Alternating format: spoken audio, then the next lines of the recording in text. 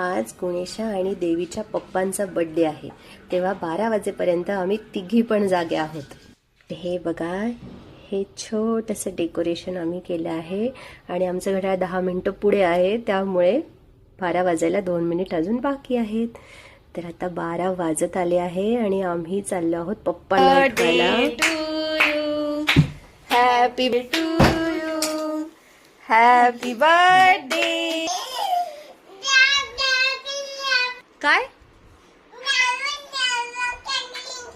तर अशा या आमच्या छोट्या राणी सरकार प्रचंड एक्साइटेड आहे.